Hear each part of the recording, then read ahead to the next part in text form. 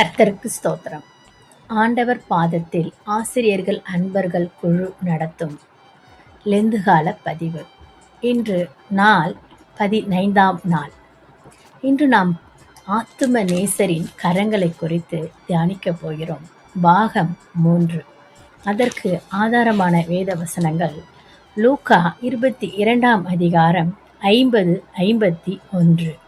அந்தப்படியே அவர்களில் ஒருவன் பிரதான ஆசாரியனுடைய வேலைக்காரனை வலது காதர வெட்டினான். அப்பொழுது இயேசு, இம்மட்டில் நிறுத்துங்கள் என்று சொல்லி அவனுடைய காதைத் தொட்டு அவனை சுஸ்தப்படுத்தினார்.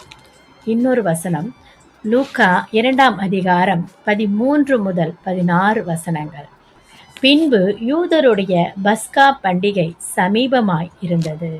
அப்பொழுது இயேசு எருசலேமுக்கு போய் தேவாலயத்திலே ஆடு மாடுகள் புறாக்களாகிய இவைகளை விற்கிறவர்களையும் காசுக்காரர் உட்கார்ந்திருக்கிறதையும் கண்டு கயிற்றினால் ஒரு சவுக்கை உண்டு பண்ணி அவர்கள் யாவரையும் ஆடு மாடுகளையும் தேவாலயத்துக்கு புறம்பே துரத்தி விட்டு காசுக்காரருடைய காசுகளை கொட்டி பலகைகளை கவிழ்த்து போட்டு புறா விற்கிறவர்களை நோக்கி, இவைகளை இவ்விடத்திலிருந்து எடுத்து கொண்டு போங்கள், என் பிதாவின் வீட்டை வியாபார வீடாக்காதிருங்கள் என்றார்.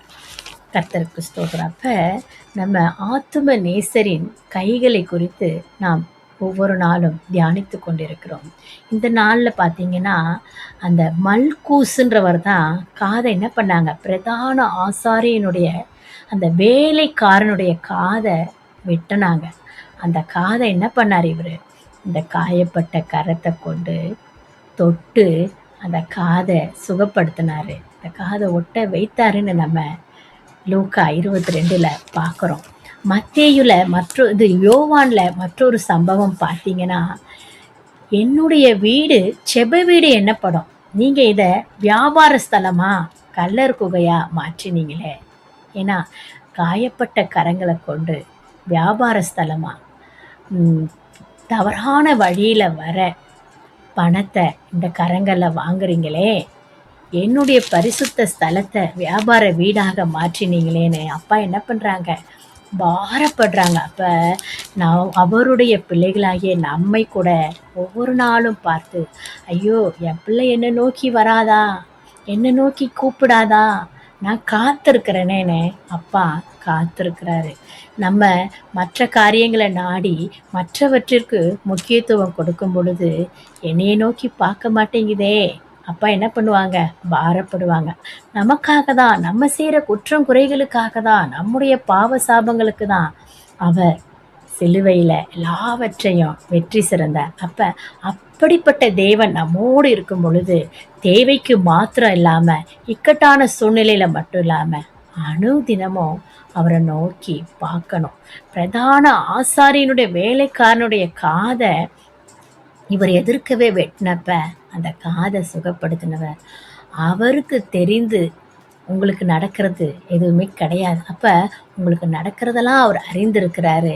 என் பிள்ளைக்கு நான் தான் உதவி செய்வது உறுதின்னு சொல்லி இந்த நாட்களில் என்ன சூழ்நிலையில் இந்த பதிவுகளை நீங்கள் கேட்டுக்கொண்டு இருக்கிறீங்களோ, அவருடைய வலது கரம், அவருடைய காயப்பட்ட கரம், அந்த வலது கரத்தில் தீர்க்காயசை வச்சுருக்கேங்கிறாரு, இந்த வலது கரத்தில் ஆசீர்வாதத்தை வைத்திருக்கிறேன்றார். அப்போது இந்த காயப்பட்ட கரம் விசேஷித்த கரம், அநேகரை சுகப்படுத்துது, அநேகரை ஆசீர்வதிக்குது. அப்போ அவருடைய சாயலை தரித்த நாமும் இந்த கரங்களை கொண்டு அநேகரை ஆசீர்வதிக்கணும், அநேகருக்கு நன்மைகளை செய்யணும், அநேகருக்கு கொடுக்கணும், அநேகருக்கு கர்த்தர் பிரியப்படுறதை நம்ம செய்யணும்னு இந்த கரங்களை கொண்டு அனுதினமும் கர்த்தருக்கு பிரியமானதை செய்யும் பொழுது அந்த பிரதான ஆசாரியனுடைய வேலைக்காரனுக்கு அற்புதத்தை செய்த தேவன் நமக்கும் செய்வது உறுதி.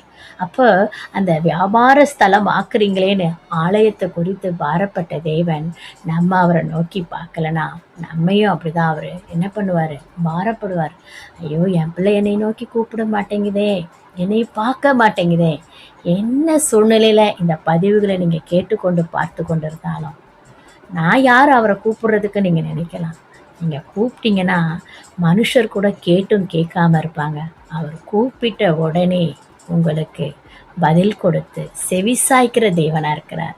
இந்த லெந்துகால நாட்கள்ல மட்டும் இல்ல, அனுதினமும் அவர நோக்கி கூப்பிட்டு, எனக்காக எல்லாவற்றையும் சிலுவையில வெற்றி சிறந்த அன்பு தெய்வமே, என்னுடைய காரியங்கள நீங்க இந்த நாள்ல செயல்பட போற காரியங்கள ஜெயமாக முடித்து கொடுங்கன்னு சொல்லி, அவர சார்ந்து நீங்க கடந்து போகும் பொழுது, ஒவ்வொரு நாளும் ஒவ்வொரு விதமான காரியங்கள் ஒவ்வொருவர் வாழ்க்கையிலும் ஒவ்வொரு பாதையிலும் இருக்கும்.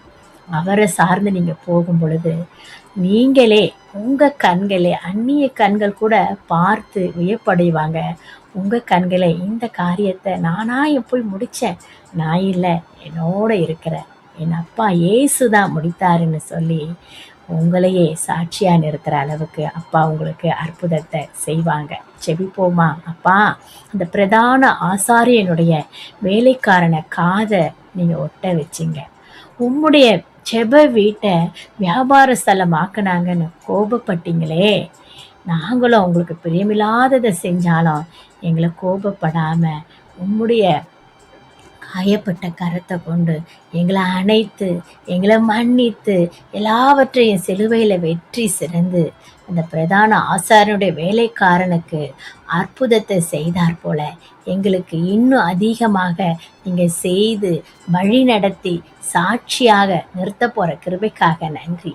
இயேசுவின் மூலம் ஜெபிக்கிறோம் ஜீவனுள்ள தகப்பனே. ஆமென்.